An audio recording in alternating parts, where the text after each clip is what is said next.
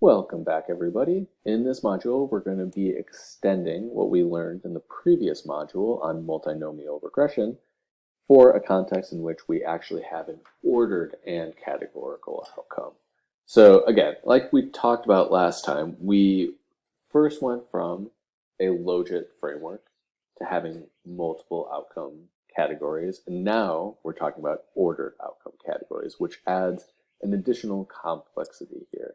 So we can think of instances of ordinal data where we have, again, an outcome for an observation or an individual who happens to select into a category J. We still need to have more than two categories, and we're going to index that starting at 0 all the way up through J. So again, J just has to be more than 2. So you can think of some examples. Again, these are going to be similar examples as the ones from last time, but we're adding that additional assumption or complexity to the model of having an order to the outcomes. So again, you can think of decreasing, no change, or increasing in budgets.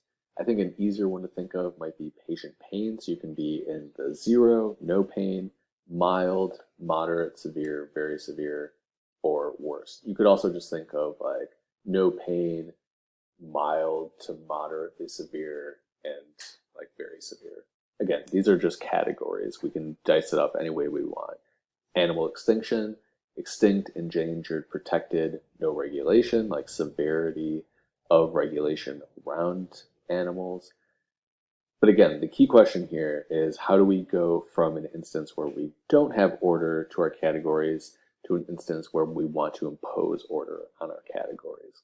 And we're going to spend a pretty belabored amount of time going over this because it is so important and integral to understanding the ordered